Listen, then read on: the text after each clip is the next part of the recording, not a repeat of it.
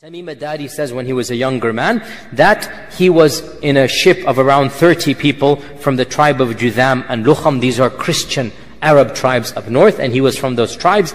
And once a very severe storm came in the ocean, and for 30 days they were lost at sea. After there were 30 days, they were lost at sea. They had no clue where they were until they came to a faraway, ocean that they could not recognize, and they saw an island in the distance. So some of them, Tamim Dari and a few of them, took the smaller boat to go get some water, to go get some food. So every large boat has that small boat to go in. So they took that smaller boat to go to that island, and when they landed on that island, they met a very terrifying animal. A beast that could speak to them, a dabba that could speak to them. And we'll mention the dabba when we come to one of the 10 signs. The dabba that could come to them.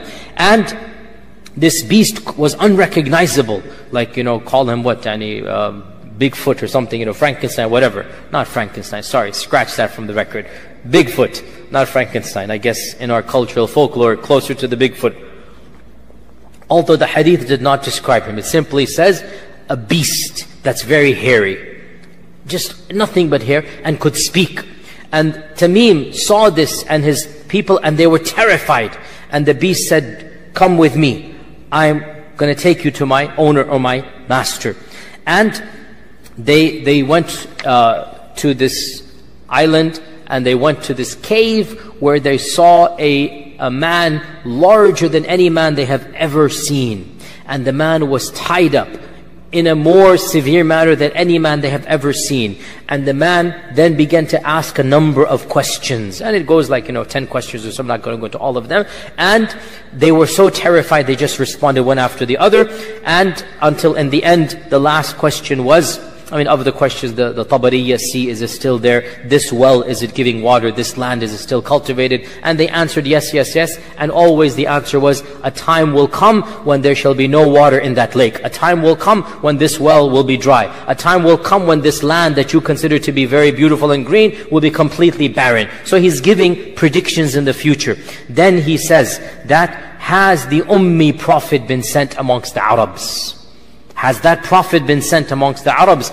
And Tamim Dari at this time was a Christian, but he was an Arab. He knows the Prophet has come. So he says, yes, he has been sent. And he has come out from Mecca, and he has settled in Yathrib.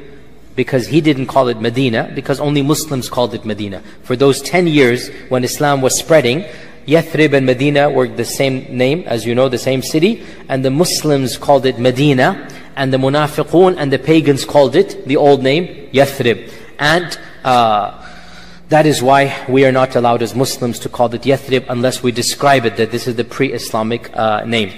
In any case, because the Prophet said they call it Yathrib and it is Medina. They call it Yathrib, so we do not call it Yathrib as a name. In any case, so Tamim Dari said he has settled in Medina. The Dajjal says, did the Arabs fight him? They say yes. So he says, who won? They say, sometimes he wins, and sometimes the Arabs win, meaning the Uhud. Uhud, they say, was a loss, even though Uhud was not a loss. From our perspective, Uhud was a stalemate. It was not a loss, but the Quraysh interpreted it as a loss. Dajjal then said, if there is good in the Arabs, they should follow him. And I will tell you about me. I am the Masih. And it is only a matter of time before I am let loose. And when I am let loose, I shall visit every single city on earth in 40 days, except for Mecca and Medina, for they are made haram for me. Every time I come to them, the angels will stop me. Then the Prophet ﷺ stopped his lecture, and he began poking on the mimbar, like this, to emphasize. And he said, this is Tiba, this is Tiba, this is Tiba. Did I not tell you about the Dajjal? And they said, yes, you did. Now this hadith ends over here. Now, this hadith is the famous hadith of Tamim Dari, narrated by one Sahabiya, Fatima binti Qais. And it is in Sahih Muslim, and its chain appears to be authentic.